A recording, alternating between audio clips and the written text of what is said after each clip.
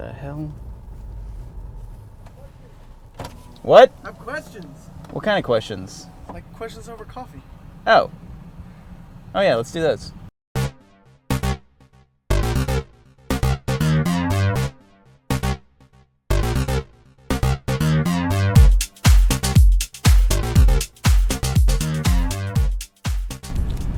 Alright, let me take a look at these questions over coffee. Alright.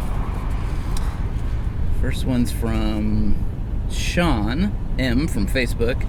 So what's that on the inside of your FJ's rear door? A net. We love our FJ. Looking at the Gobi rack for ours. Which rack is on yours and which ladder? And there's a couple other questions, but for the sake of time in the Texas heat, let's answer the FJ stuff outside first.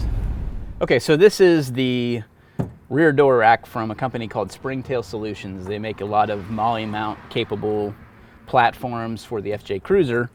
And I actually installed this before I got the Tuffy box. So one of the issues that I run into, as you can see right here, is that this rack system hits the bolt that's on this top cover for the Tuffy box. So I really haven't ever mounted anything here because, as you can see, when I close this rear door, I've only got about this much available space height-wise, because the box interferes with this if anything is sticking out onto that side.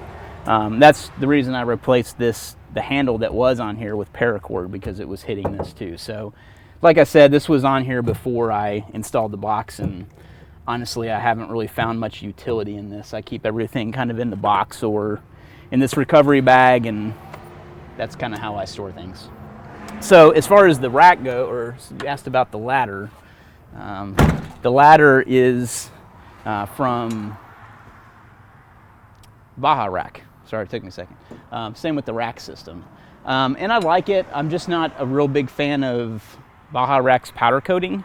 It's starting to come off. I've had this system with the ladder and the roof rack for about 4 years now, and let me actually show you what's going on. Come with me. So after about 4 years, you can see that I'm starting to get, like, these are the gas can racks right here.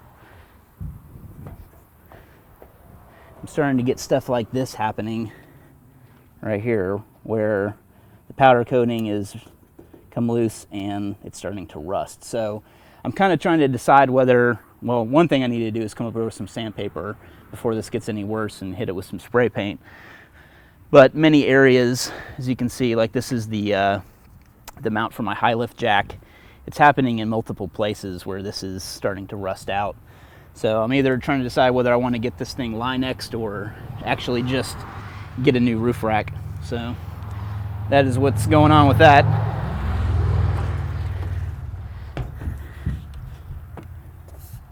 Try not to bust my ass on the way down.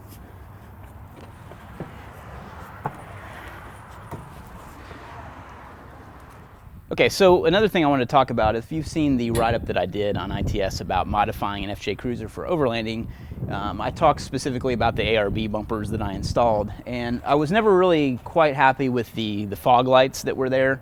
I knew I wanted to take this off-road at night. I do some hunting sometimes, like hog hunting. I wanted to modify this so I could basically drive with night vision on when I'm off-road and things like that. Obviously, I wouldn't be doing that on the street.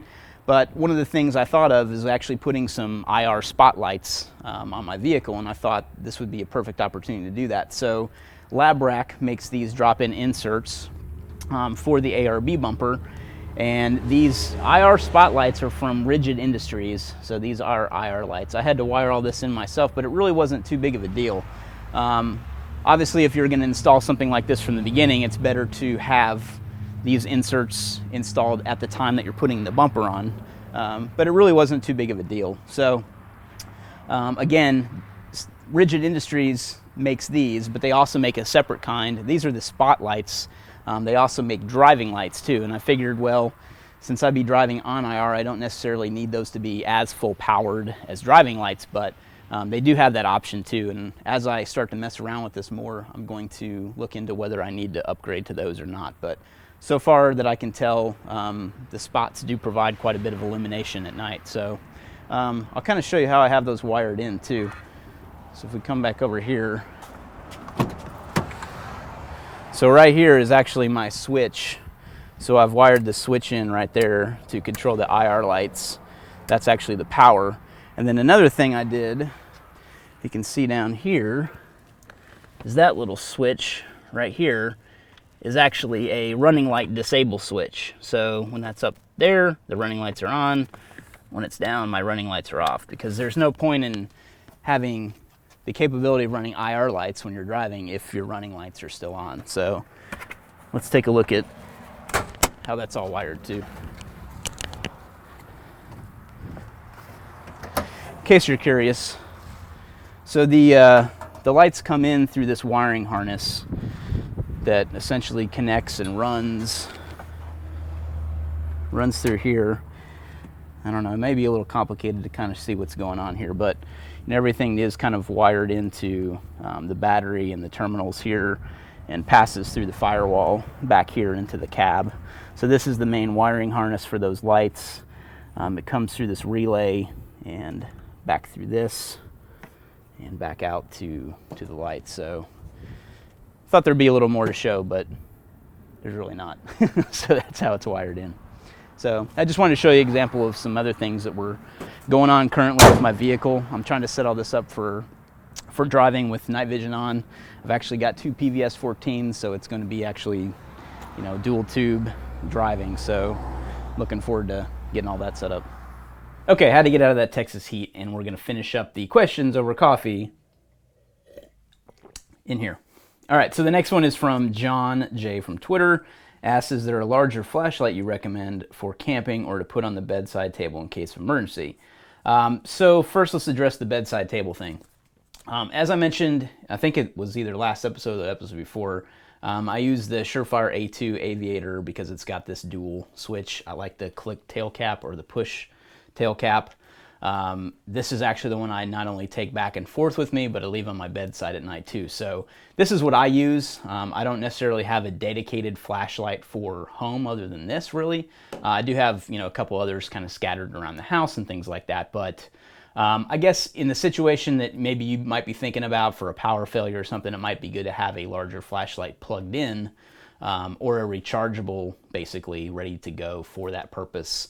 Also keeping candles in the house, as well as spare batteries and things like that, are also some considerations. So I don't necessarily have a particular model for that because I don't have that myself, but I do have backup things like candles and other. I think I have a couple lanterns that I use for camping too, like a couple Coleman lanterns that I would, power up in that case. Obviously, ventilation is a concern, so if it's not battery powered, just be aware of that if you're running propane or something. So. And then as far as camping goes, when I typically camp, I try to make things as lightweight as possible. I was going to say that when I'm in a tent, I typically either hang a headlamp. So there's a couple of headlamps that I recommend that I use, and it just really depends on what I'm doing. So for lightweight, I love the Petzl E-Light. It's a great little flashlight. It's a little headlamp. They actually make one with a wire that's retractable, so it's even smaller profile now. The back of this, the adjustable clip, now comes with a whistle. I kind of like that feature as well. And you can clip this to the brim of a hat too and completely take the strap off of. Super lightweight, it's LED. It's also got a lot of different functions, meaning settings. I think it goes up to about 26 lumens on the brightest white light, which I have found has not been enough for me. I had this crazy story that happened to me on a PDW trip we were on. Someone called for my attention and wound up coming face to face with a bobcat. And during that, I almost slipped off a log and fell into the creek, and all because I couldn't really see where I was going. So that's what's caused me not to use this as much anymore. I just feel like even the 26 lumen LEDs aren't enough for when you're trying to really move at night. So I typically run this Princeton Tech MPLS. I think that's what it's called, Princeton Tech. Yeah, so anyway, it's got 3 settings on it, or actually maybe 4. So it's got a low power LED, so I run the red lights. I like to try to use red LEDs when I'm kind of moving around a campsite at night. It helps maintain my night vision. So it's got a low power LED, a high power red LED, and then if you hold down, that's a 150 lumen white light. So if I really needed white light at night, if I'm trying to move quickly, I would definitely switch to that, and I like the fact that it's bright. 150 lumens is more than enough for me to move at night, and I found that that's way better than the power on the E-Light. I like both of these. Both of these have their pros and cons, but for one, this is a CR123 battery in this. Not as easy to replace or last as long as the 2032s in these. They guarantee these for like 10 years, so these are great to like put in a, I guess like a bug out bag or something. You could store that. Technically, they'd be good 10 years later, hopefully. I like the little pill that this kind of comes into for storage, so there are definitely some pros and cons there. So hopefully that answered your question. Sorry, I was a little long-winded, but wanted to kind of talk about how I use lights too. And I mentioned hanging one of these too in a tent. Usually most tents have a little clip or something to hang from, and that's what I'll typically do for lighting in a tent. I've also utilized something from Snow Peak. It looks like a little dome, and since these videos are really on the spot. Okay, so the next question is from Jake from Twitter, who says, "Hey guys, about to order some AR500 level 3 plates, and was wondering if you guys have any opinion on them, good, bad." Okay, so first off, I'm not an expert on plates. I do own Sappy plates.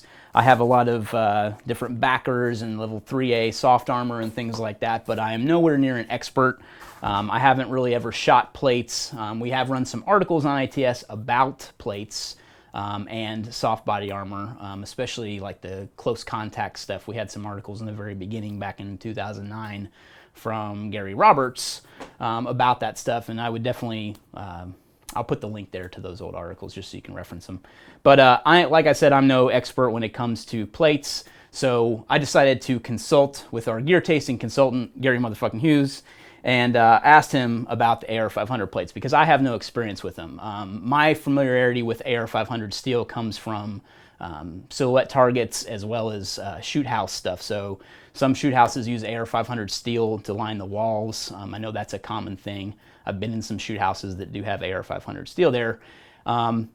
So what you have to be aware of, and I know this without consulting Gary, but I did talk to him about this, but when a bullet impacts a harder surface, you have to worry about spall. And if you've ever shot at a steel target, you'll know that you develop a spall line right where you're shooting at. So, you know, the angle of the steel is important, as well as the fragmentation from the bullet hitting that harder surface.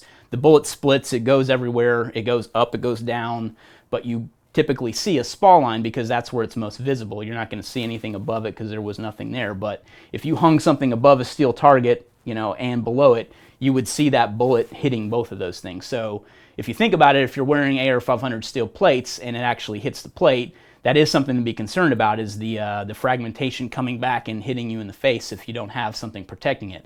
I know a lot of guys, well, I know some companies are coating AR500 plates too to prevent that spall. So when I talked to Gary motherfucking Hughes about this, he said, you know, they're a good inexpensive option. So if that's your reason for buying them, you know, I don't know. I'm a big fan of, you know, buy something quality to begin with, you know, buy once, cry once, that type of thing. So Gary said there's some concern with spall and fragmentation. Some guys Line X coat them, and that seems to help a great deal. He talks about how NIJ standards for plates are kind of messed up too.